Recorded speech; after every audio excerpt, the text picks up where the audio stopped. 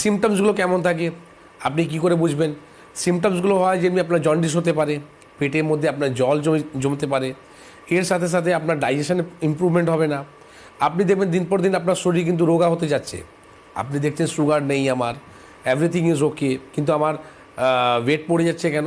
কারণটা হচ্ছে কি আপনার সিএলডির মধ্যে প্রথম সাইনই হচ্ছে কি আপনার ওয়েট পড়ে যাওয়া, আপনার স্কিনের কালারটা ডার্ক হয়ে যাওয়া।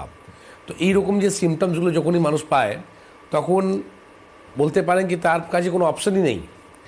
আজকে তো আমি এখান থেকে একটা নয় অনেকবার আমি চ্যালেঞ্জ কথা বলেছি কি লিভারকে আপনি ভালো রাখার জন্যে মডার্ন মেডিসিনের কোনো চিকিৎসা নেই।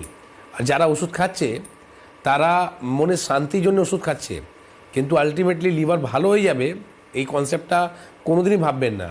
লিভার একমাত্র ভালো হতে গেলে আপনাকে নিজের লাইফস্টাইলটাকে চেঞ্জ করতে হবে। নিউট্রিশন অভাবের জন্যে আমাদের লিভার কিন্তু সিএলডি হয়। তো লিভারকে আপনার প্রোটিন দরকার আছে। আপনি যদি ঠিক রকম যদি প্রোটিন যদি না খান তাহলে কিন্তু আপনার লিভার নষ্ট হতে পারে। আপনি যে ব্রেকফাস্ট যে স্কিপ করেন সেটা একটা কারণ আছে কি আপনার লিভার নষ্ট হতে